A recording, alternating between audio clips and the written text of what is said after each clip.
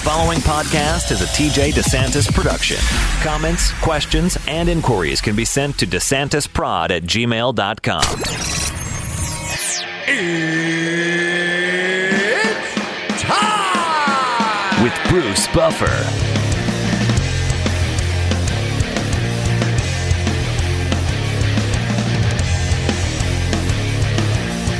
And now, it's time for the voice of mixed martial arts. We are live! It's Bruce Buffer. Bruce Buffer.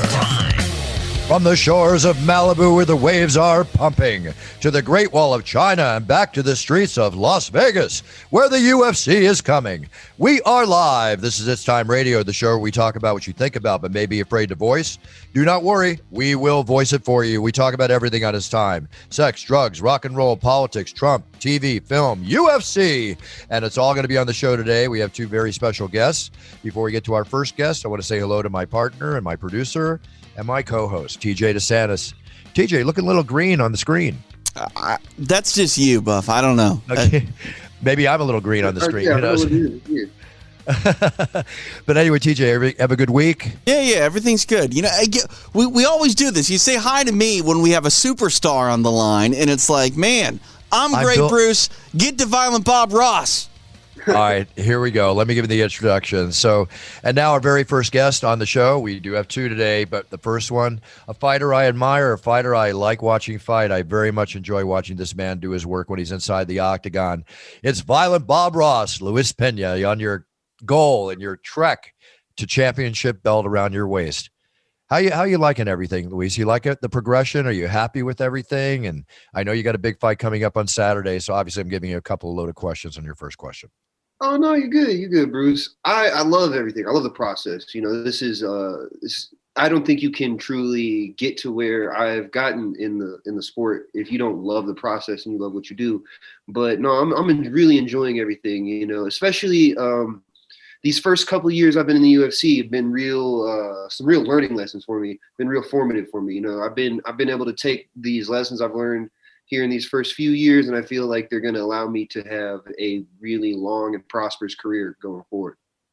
Yeah, I believe you do, because the way you fight, you get in there, you go in for the kill, you go in for everything you need to do, but you're really good at defense too. You know, you don't get hit often.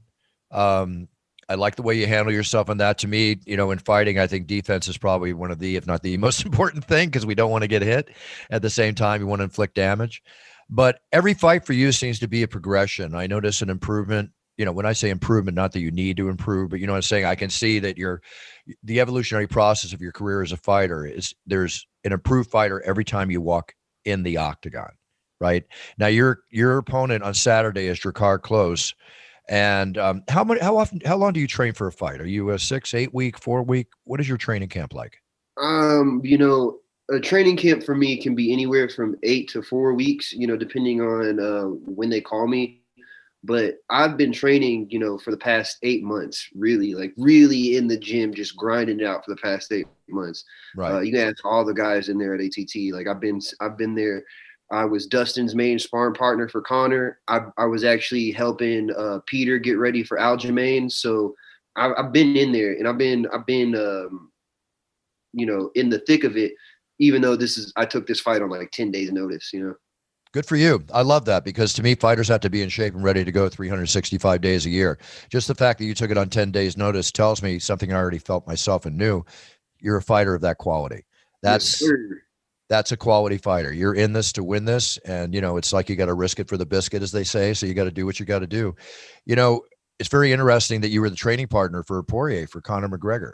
So considering Conor's length and everything, is it because Poirier wanted somebody that had that reach, that leg length that he could deal and practice his distance, which he did so well in that fight with? Yeah, without a doubt. Actually, me and Dustin trained a lot. I was his main sparring partner for Dan Hooker as well. We train and spar a lot together. But the fact also, not only, you know, do I present a lot of similar physical attributes that Conor does, right, as well as being a southpaw. The fact that I had already been there to help Khabib train for Conor in Khabib's matchup with Conor was a big factor for them wanting to bring me back out, because I'd actually flown back home to Arkansas for Thanksgiving to celebrate Thanksgiving with my family, and then Mike Brown hit me up and they flew me back out to Florida for a few weeks to help with Dustin's camp. Wow, listen to this, TJ. This is an aspect of a fighter that it's not about the fight. Just like, people don't get hurt so much in the fight as they get hurt in training. But I mean, look at this pedigree, sparring partner for a fight against Habib's fight against Conor, Poirier's fight against Conor. Maybe you're the guy to have in the camp when it comes time to fight Conor. Yeah. When Dustin, the day after Dustin got the win, I tweeted out a picture of a picture from me in Habib's camp and a picture from me in Dustin's camp. And I just threw my hands up like, hey, I'm technically 2-0 as a sparring partner. Well, keep training, because you never know when maybe you're going to face Conor, and look at all the experience you have already. I think it's great. It's one thing I was thinking of, Luis, is you mentioned, moving around a lot. And, I would say about 10 years ago, if you trained at multiple camps, you were almost looked upon as someone who was not loyal, and people kind of like shied away from those types of fighters. But now I think it's changed a lot. And I think the more looks you get, the better you are. Do you feel that? Do you feel you're a better fighter for getting around? Oh, no, without a doubt. I mean, I didn't leave AKA for any reasons when it came to training or anything like that. It was really just a financial burden on me to stay in California, and American Top Team offered me an opportunity that was really, I just couldn't turn down, as far as like being able to room and board with me and room and board me and stuff. But I've also had the chance throughout my entire career to kind of go through to see a bunch of different camps and everything. And I really do believe it's helped me mold myself into the fighter and athlete that I am today, especially being at ATT now, because it's one of those gyms that quite literally just everybody's coming through to, Now, especially when we got Peter Yan, that was a great addition to the team. And then like back when I was at AKA, we got, I don't know if you guys follow kickboxing at all, but the current Glory welterweight champ, Cedric Doumbé, came in, and I like the few, I think he was there for 3 weeks or so. And just the work I was able to get in with a guy like that, I mean, I feel like it, as though it raised my allowed me to raise my striking up completely, So just being able to move around, get different looks, as well as testing yourself against guys that are considered the best in the world, it helps with a lot of different things, as far as confidence and just helping you, develop your own style. Sure. I got to say something, American Top Team, I mean, AKA, great training camp, great job with their fighters. American Top Team, I'm close to in many ways. The fact that the owner, Dan Lambert, has been a good friend of mine for many, many years. First met him when I did the ADC Submission Wrestling Championships in Abu Dhabi back in 1998. When we started that, 97, 98. That's how long I've known him. But the one thing I love about Dan is the way he treats his fighters, the way he brings you in. It's a pro factory. It's a pro factory, but at the same time, it's more financially rewarding to the fighters. And I'm not going to give stats, but I know that the cut they take and how they treat you is so much less on the cut they take, but so much more in many respects in the way they treat you, and they treat you like a family. Would that be a good way to say it when you're part of ATT? As I think at a lot of training camps, but I know American Top Team, it's a well-run machine. And Dan Lambert is not in this thing to make money as much as he's in it to help you and manage you and protect you in your future and your career. Do you get that feeling too now that you changed camp? 100%. And don't get me wrong, we had a very similar feeling at AKA, and I thought AKA is great. I'm not putting them down as well. But at ATT, man, Dan Lambert is the man. There's no getting around that. Yeah. The way he treats us, the things that he does behind the scenes that we never hear about for us, and just like you said, the small amount of money that they take from us it helps tremendously. The main thing too with that, I would just there's always small things that Dan does just to boost the morale around, like, whether it's buying everybody on the team full ATT Pro Team luggage kits, giving us just different ATT gear, so we all feel like we're a part of the gym and we're part of the family of the team, as well as for Dan being the guy he is, he's the one dude that like he's always, whenever you see him, he's always, what's up, Luis? Or what's, he's not that guy that's too big to talk to in the gym. Like I've been to some gyms where it's like the owner just doesn't talk to people. You know what I mean? Or they felt like they were too big to be like associated with, or they didn't want to be bothered or anything. Where like Dan, you could tell Dan cares. And just like you said, he's not in it for anything on the financial side. He just seems like a giant fan of MMA, pro wrestling, just all of this. And he just wants to be able to help us out. Absolutely. Huge fan, practitioner of jiu-jitsu himself. I don't know how much he's doing it these days, but he's always been into it. Wrestling, I know he loves pro wrestling. I know what he's tried to do, in pro wrestling, of course, we've all seen it. And, it's a whole nother world. It's sports entertainment versus what you do, which is sports reality. I don't knock any fighter that ever wants to go into wrestling, take the buck, grab the money, do whatever, after your career, during your career, that's your prerogative. But you're a fighter. And you fight for real. And all I know is that when you get in that octagon, you definitely do fight for real. Drakkar Klose, the training you're doing for him for Saturday, is this a different opponent for you? I mean, last time you went in, with Kama Worthy, you got hit with a guillotine choke. You beat Steve Garcia, Matt Frivola was in the picture. I know you lost a decision on that one, but you've had an experience, an interesting array of fighters and styles to go against. Does Drakkar Klose pose any kind of a new challenge to you that you train for? Not necessarily. I don't believe so. I feel as though, and not to take anything away from Drakkar, he's a great fighter in his own right, but I think this matchup plays very well into my style. And that was also one of the main reasons I decided it was very easy for me to take this fight on 10 days notice, is I feel as though the things that he's good at and the things that he tries to do play very well into the game plan that I'm going to be trying to implement with him. Very cool.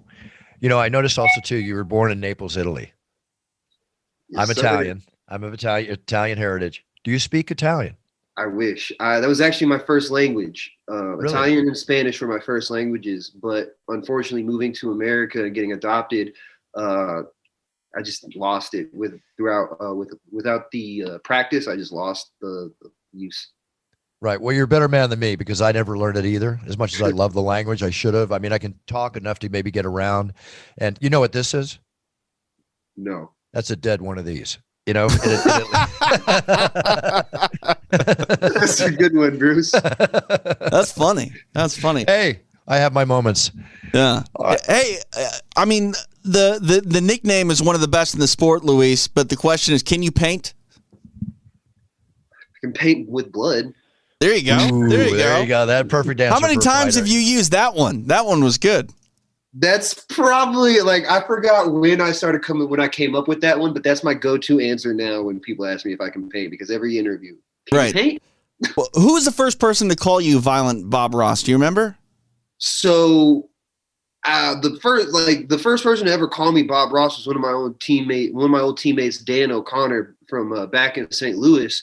But the Violent Bob Ross nickname, I kind of came up with that myself, but it was based on I was getting ready for this fight, and Flow Combat was promoting the fight or whatever, and so they tweeted out a picture of me to promote the fight or whatever, because I was the main event, and one of the fans commented, was when did Bob Ross's son start fighting? And then whoever was running their account was like, no, that's not Bob Ross. That's Angry Bob Ross. And I was like, man, there's got to be something to I mold that around in my mind. Right. And I started to kind of realize that the Bob Ross thing was probably where I should go if I wanted to get just break out. And so I was trying to think of what's the way to do it. And I forgot where I wanted to go. Violent Bob Ross. I think it was when people it was my idea was kind of how they have TRT, Vitor, C-level. Sure, right, yeah. Violent Bob Ross. I like it. You are the reason that I know who Bob Ross is. I knew of Bob Ross. I can see his face, but I never knew what his name was until you kind of made a name for yourself in the UFC. And I was like, who's a Bob Ross? What? And they're like, oh, okay, now it makes sense. What's really funny to me is like, because I train at ATTs, all the Brazilians and Russians, they just don't understand the Bob Ross part. Right. So they're just like, violent. I'm like, yeah, violent. Yeah, violent. Violence, right. Speaking of violence, and not that's related to what I'm about to talk about, but, you know, I enjoy your interviews. I enjoy your cerebral qualities aside from your fighting qualities when you're being interviewed. I think that's a mark of a fighter. You need to have the full circle to be a complete fighter and marketable fighter, which you are a marketable fighter. You've got a marketable look. You've got a marketable personality. And the more fights you win, the more marketing you're going to get. So I'm a marketer. As you know, you've probably heard about my new bourbon, Puncher's Chance. And it's funny, I'm a whiskey man myself. Well, that's why I'm talking to you. What I want you to do is get me an address, right? You can text me your address. I'm going to have a bottle of Puncher's Chance sent to you. Oh, right? Thank you so much, Bruce. And if you like it, all I ask is you make a little post on your Instagram and Twitter for me. But if you're a whiskey drinker, you're going to love this. Of course, I'm pushing you. But hey, Bruce, all you got to do, just sign it for me. Sign the bottle for me. That I may not be able to do that because I'm going to have it sent from another location because I don't have it. But if I can have one here, get me the address and I'll do what I can do for you. Okay. Most definitely. Absolutely. Get that to me and I'll do what I can do. And I'm a man of my word. So I appreciate that, Bruce, for real. Yeah, you've got my number now. So when you receive it, try it. If you like it, do something. If you don't, be honest with me. But I will tell you that the tasting board that rates all the liquors that are distributed in the United States, we got a 9.5 out of 10 rating for Puncher's Chance. It's considered the highest rated bourbon. I cannot wait. I'm a big whiskey man. Like when I go out or like if I'm going to drink at home, I prefer like a beer or a whiskey, but if I go out, sometimes it depends. I also do. I like tequila and everything, but when it comes to like just enjoying a drink by myself, just relaxing, I'm a huge whiskey man. I actually, my girlfriend just got me the molds for the ice spheres. Oh, nice. Yeah, those are great. I mean, the things you put in, it's like you won't have any water. You don't dilute it. You just put in those ice spheres. Exactly. Yeah, they're great. They really preserve the taste of the whiskey. But okay, I'm going to get this to you, but not till after you're done fighting on Saturday night in the Octagon, because you ain't drinking this before that, brother. I'm telling you that. Not at all. Not at all. I'm not a big drinker. I'm not like a huge drinker. Really, I'm just more of like a recreational, social, or I'm not gonna lie, dude. I like, especially when I'm not in camp, I enjoy like a nice glass of whiskey or a glass of wine or a beer with my dinner, but that's about it. I'm not like, I don't get like go out and get drunk or anything like it's that. It's the Italian in you. You know, you got to have that. You got to have that wine. Exactly. It's nothing but, especially that after that post weigh-in meal, I like a nice steak and pasta, a nice glass of red wine. There you go. Nice. Perfect. Listen, you're Italiano. I was weaned on vino. Okay. It's the way it was. My dad had me drinking wine and tasting little bits in a glass when I was 8 to teach me how to appreciate it, civilized, right? So we didn't wind up behind the bar when they went out to a movie and we're downing it ourselves. He taught me how to appreciate it. And I'm not a big drinker. I do enjoy it, but I drink because of the quality of what I'm drinking. Right. Exactly. I never drank to get drunk. I just drank because I enjoyed it. And if I got a little good feeling, all the better. I'm not into being sloppy. Man, I'm jealous of you two. You're both like real Italian. I've got an Italian last name, but I'm about as Italian as the Olive Garden. That's exactly well put. I feel you. Every time I go into a restaurant, a Mexican restaurant, and they ID me and they ask me, "Hablas español?" and I just look at them like, "Tacos El Pastor?" Right. Yeah. My name is Luis Antonio Pena, and I don't speak a lick of Spanish. That's all right. Fake it till you make it. It's all good. What's really bad though too is I'll be reading the menu and I can put on the accent 100%, and then they start talking to me. They start speaking Spanish to me, and I'm like, no, that was just a front. Right. Hey, listen, it's been a real pleasure having you on, Luis, and I'll see you. Actually, you're fighting Saturday, and I have to apologize to you. I'm not announcing Saturday. It's all good, Bruce. It's all good. But hey, we'll be back together soon. Absolutely, but I'll be watching you. I definitely will be watching the show for sure. I appreciate you too, Luis. Thank you for coming on my show. I really appreciate it. I wish you all the best Saturday night. May the best man win. Go in there and do your best. And I'll be there in spirit for you, brother. My spirit's always in the octagon, I promise. Thank you. Thank you so much. Yeah, of course. Thanks, Luis. Thanks, Luis. You take care, buddy. And get me that address. No, definitely. I will. As soon as I'm off, I'll get it to you. You got it, brother. Take care, man. It's to begin. Who am I kidding? I'll let him do it.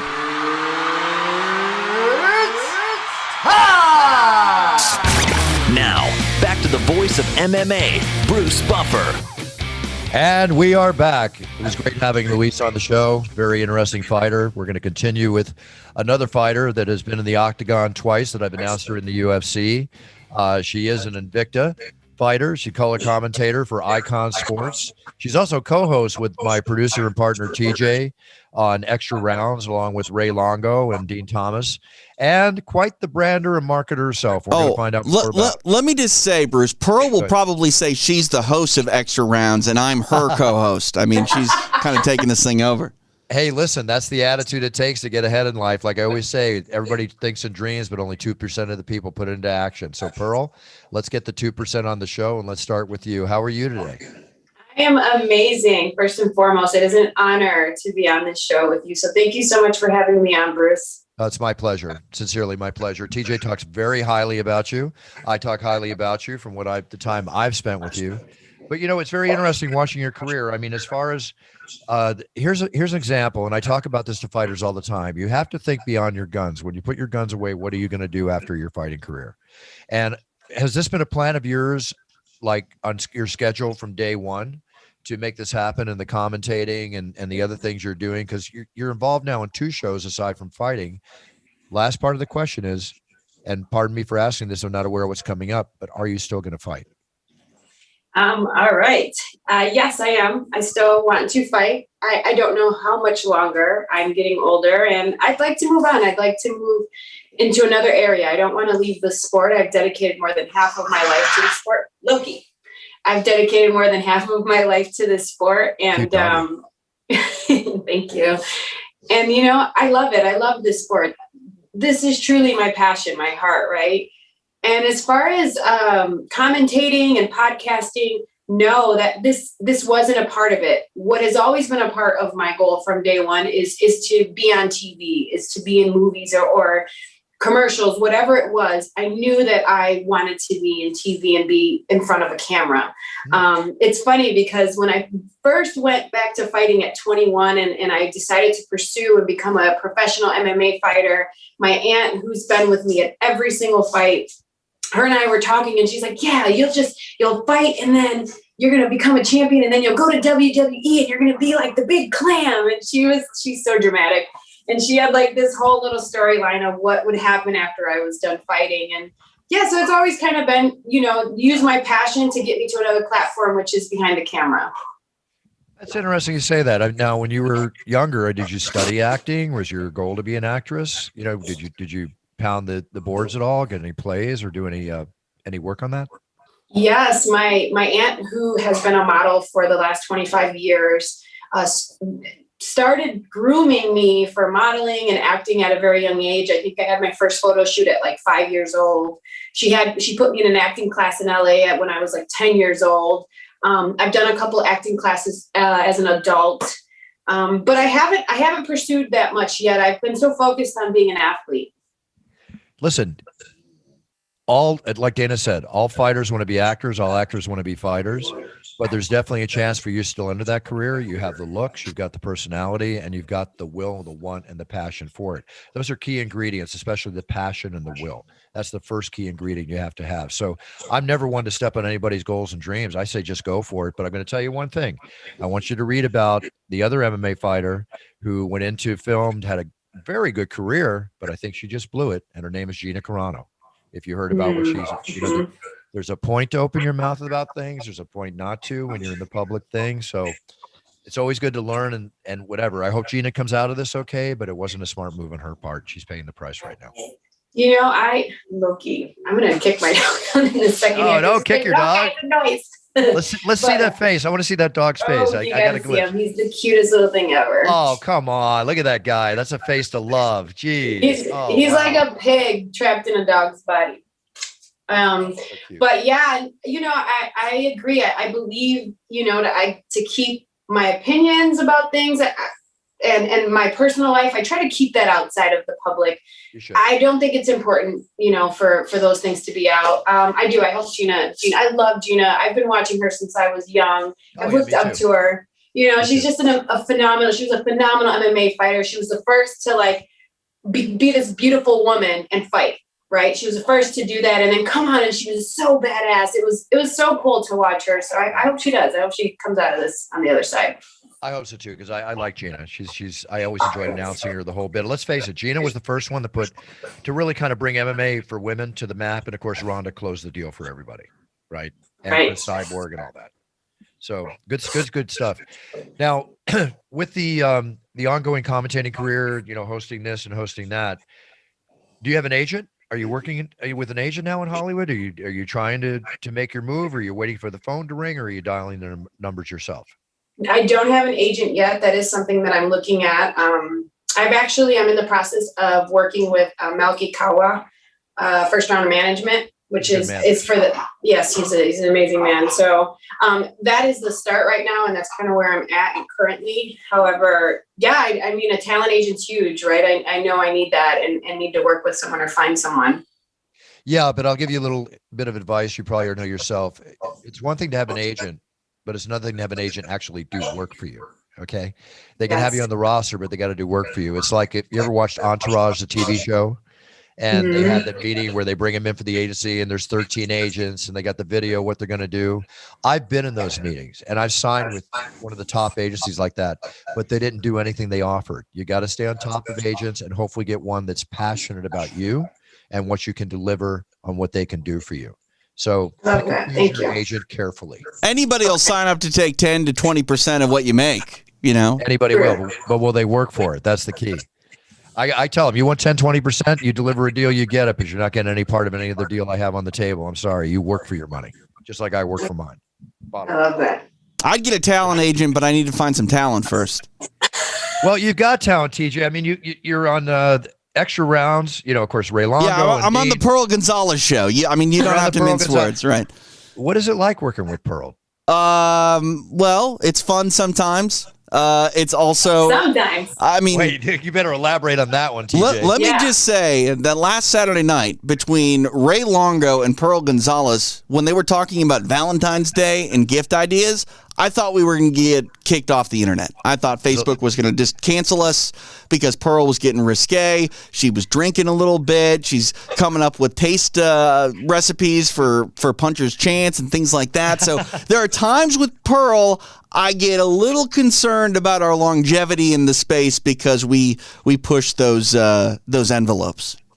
I am a habitual line stepper. Yes, I am. It's true. Sounds to me like one of our old SNR shows you had with Pearl Saturday night. She would fit in quite well with Sammy. I mean, that's one thing that I will say about you, Pearl. Like, you have really sort of extended yourself in areas that we haven't seen prior to, I think, the last 6 months, really. And you are letting people kind of know more about Pearl Gonzalez, the person, rather than just the athlete. Do you like doing that? Do you like being someone that is talking about, pop culture things and other areas besides just fighting? I do. I love it. I think that I love fashion. I love men's fashion. I love sports. I love alcohol. I mean, there's so much more to my life than just being an athlete. It's been my sole focus these last few years. But yeah, I've got a great personality. I'd love to talk and have a great time, have a couple drinks, and so it's perfect opportunity. Saturday night, just watch some amazing fights, have a couple drinks, and, shoot shit with you. She has no issues telling me that I'm wrong and dumb, even when I'm right and correct, but, and smart. But all right, Pearl. Yes. Have you heard of my new bourbon, Puncher's Chance? I have heard of it, and I cannot wait to try it because bourbon is actually, I'm a whiskey girl, and bourbon is my favorite kind of whiskey. Looks like I'm shipping out another bottle, TJ. Would you send me an address? I can get Pearl a bottle. I will. The problem with Pearl, though, is I swear she just smells the booze and she gets buzzed.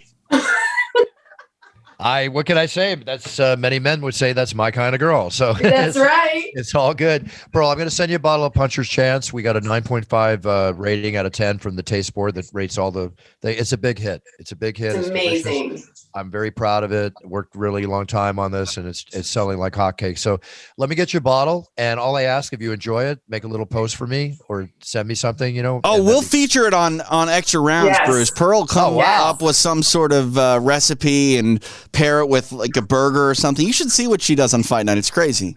Great. I love I make recipes I've been waiting for a good bourbon to make roasted pecans with bourbon and a little bit of sugar. And so I'm really excited about this because I'd love to make a little recipe with it as well.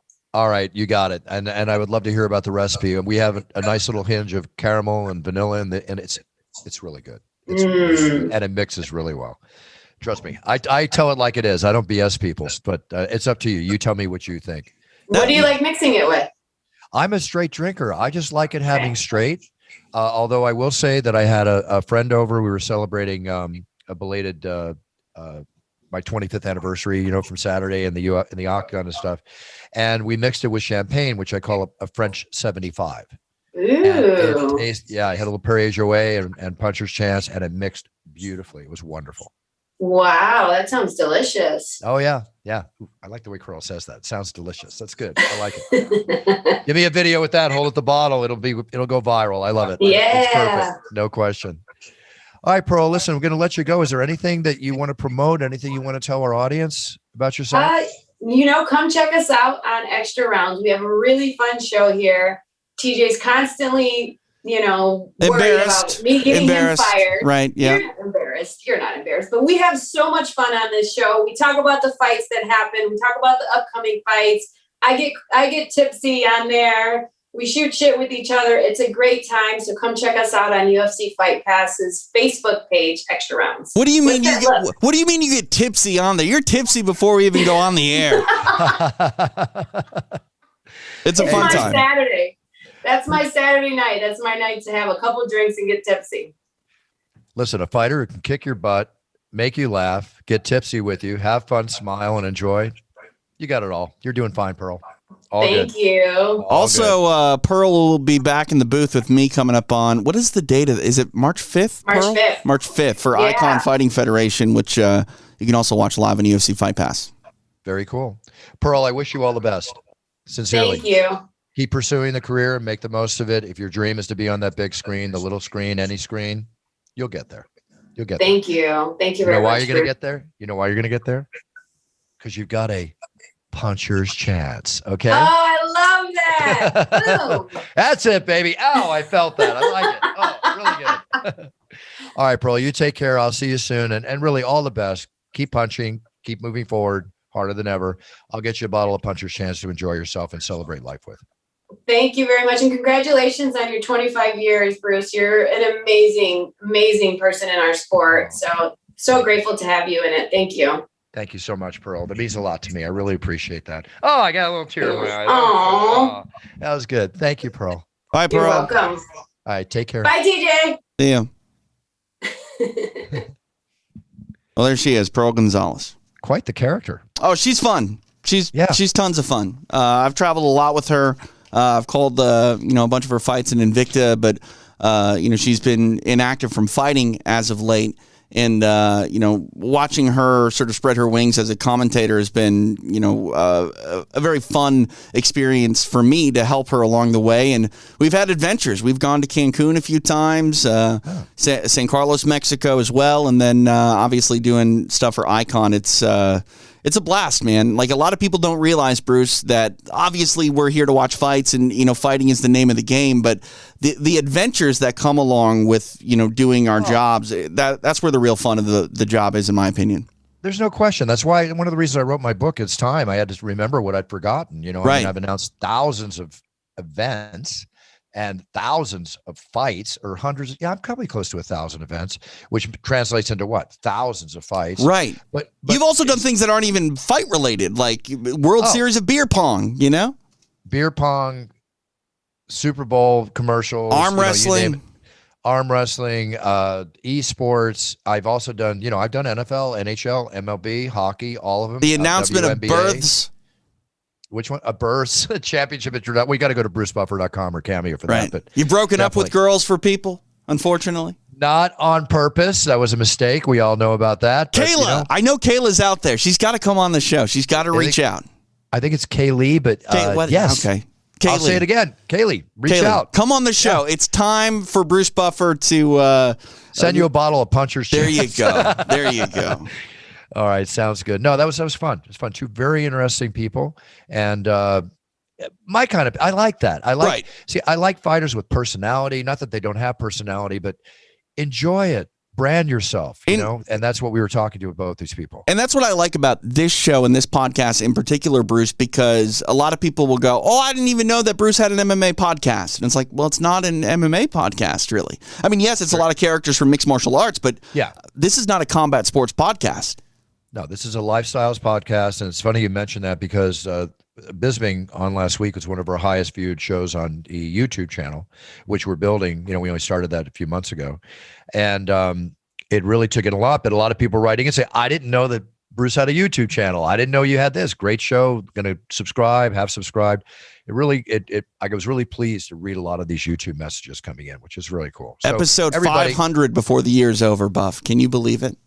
Yeah, I do, but it's amazing. I mean, that makes it sound like it was not fun, but all right. No, it's all fun. It's been 12, 13 years or whatever it's been fun. But I don't even know how long it's been anyway. I think 13. I'll be 13 this May.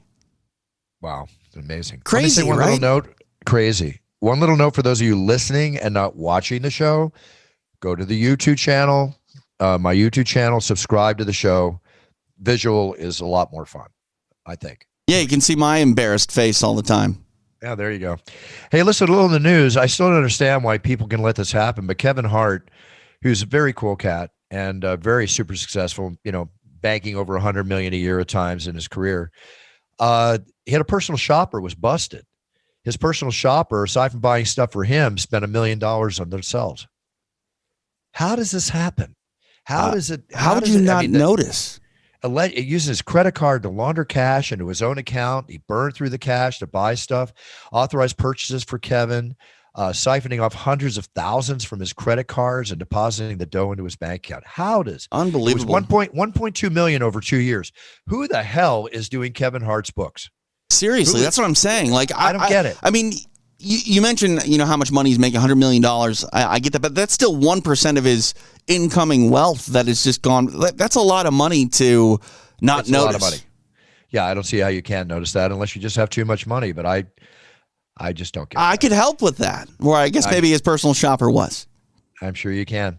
So TJ, we touch on collectible cards all the time, and we're going to be doing this more weekly because the whole industry has boomed. In the last year, cards I have, like for instance, I'll show you this 1987. This is an unopened wax pack. Okay, I see it. Yep. Okay, this is graded. Well, this one's a 7, but I have a 9 graded. Okay, I just got this in. I bought this pack for $250 in a 9 back in September. Okay. This pack now you can't get for anywhere under, I would say, $1,250 to $1,500. Just right. Wow. Just the pack. Just the pack. Okay? Since we mentioned on the show, since The Last Dance about Michael Jordan came out, it has just boosted the whole collector industry in basketball and overall everywhere. Mm-hmm. Mickey Mantle's card selling for $5.2 million. I just bought a box. Now I'm doing this for a reason. We're going to follow this. Right. I just bought a box of these, which is 36 of these packs in the box, which the box is unopened and wrapped. You could have bought that box in September, let's say for $20,000. Okay. I know it sounds crazy, but I just paid $65,000 for the box.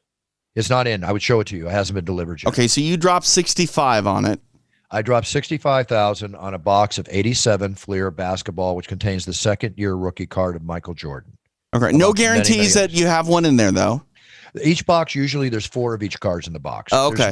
There's definitely probably 4 Jordan second years. But it's unopened, and that's the allure to it. Sealed, correct? That's sealed because one of those, if you rate one of those single Michael Jordan second year cards, well, let's put it this way.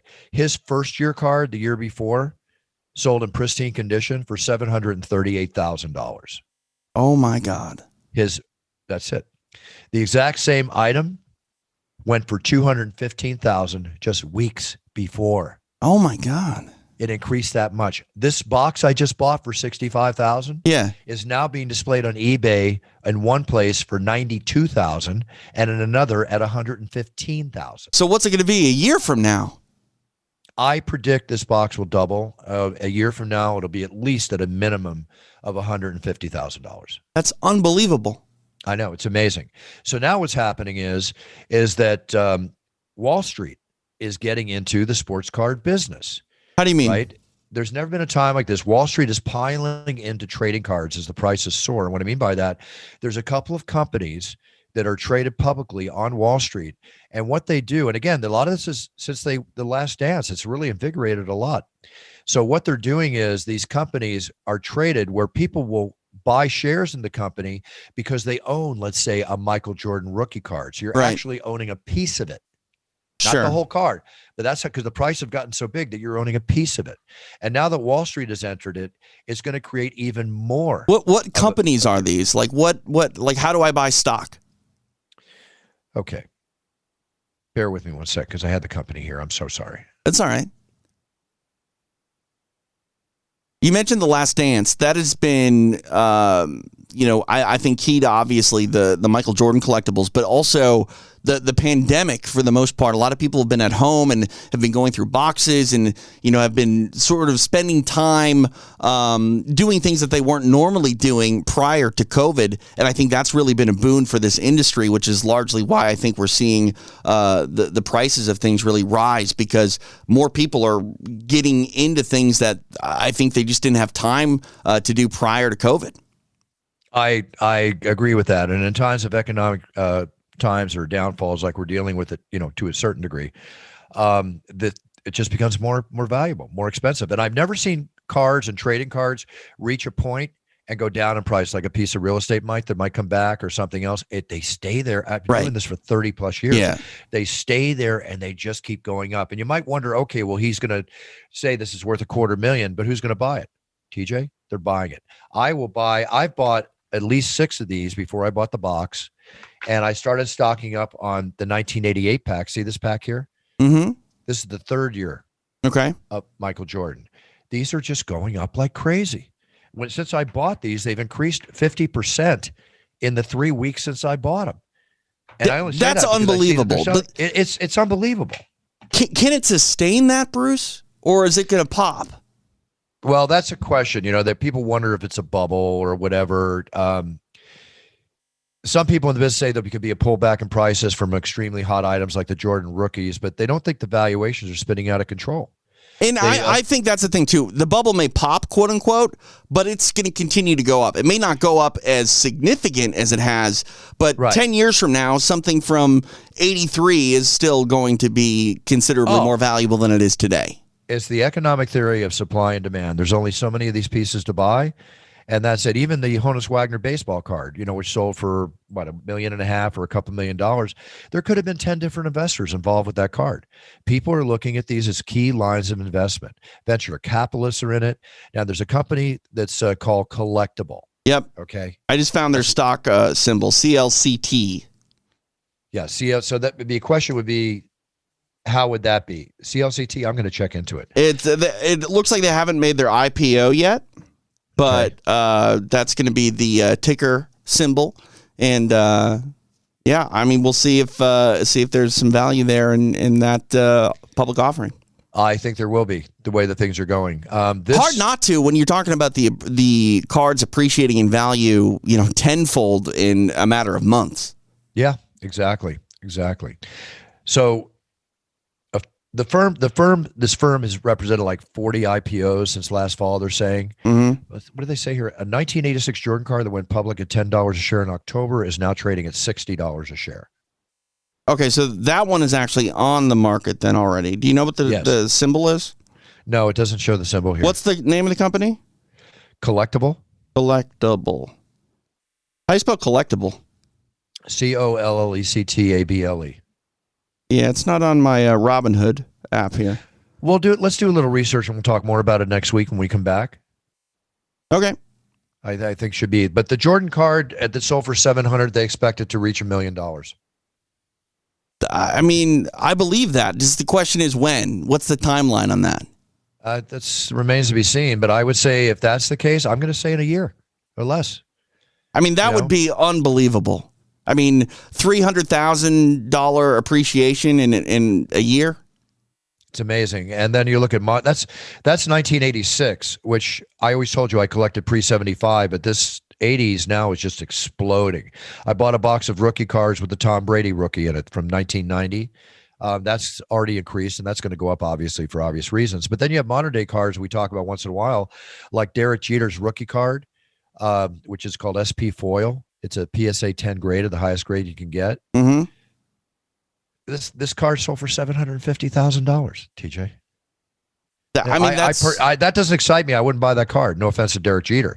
I like the older cards and stuff we're talking about right now. All right, so Collectible is on the NASDAQ exchange. I don't know why it's not coming up on my Robinhood app, but currently Collectible is trading at $91.92 a share.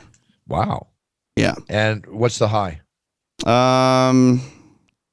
That is its highest. Its last 50-day range, its lowest was at 75.35. Okay. And it was initially introduced at $13.26. When? Within the last year. Wow. See, there you go. That's an example of the hobby itself. I would say it's probably a decent thing to invest in and just hold on to it for 3 months and see where it goes. I mean, you might as well. That's one thing that I did. I started investing a little bit just in the Robinhood app since that whole GameStop thing went crazy, and it's been about a month. I'm up $75.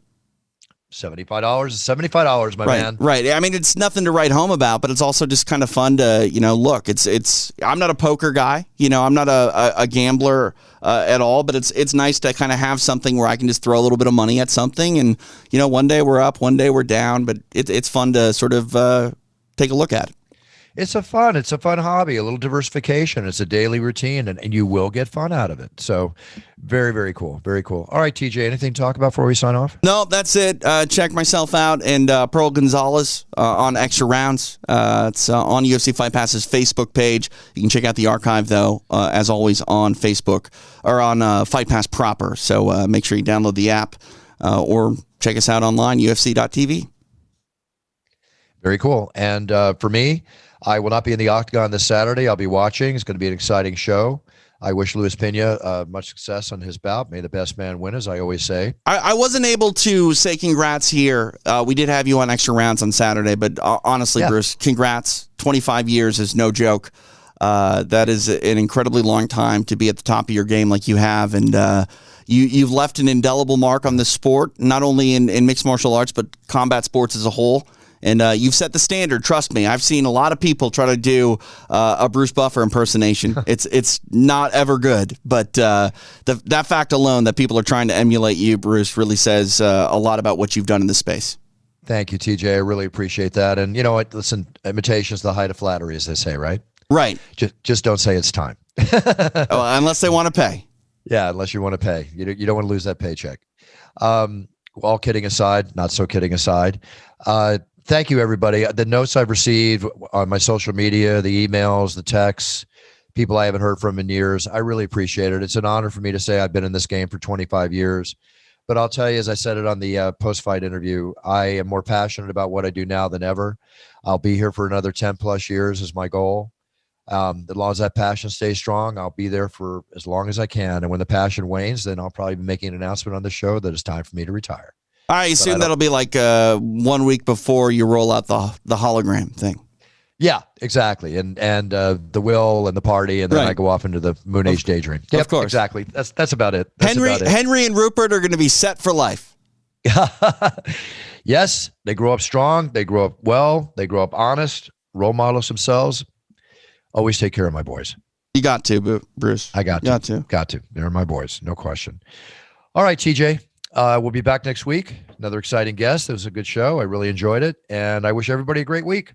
So with that being said, set your goals, write them down, make sure you're the best you can be. So when you step on that path and you perform the best you can, whether it's first place, second place, third, top-notch salesman, top-notch CEO, whatever you do in life, just be the best you can be, because then you're winning. And that's what we're all about here on It's Time Radio. So with that being said, we'll be back next week. Have a fantastic week. Enjoy the UFC. And I will see you next week. Buffer out. It's Time Cheers. with Bruce Buffer is a TJ DeSantis production and is property of Buffer Enterprises Incorporated. Its content is intended for private use only.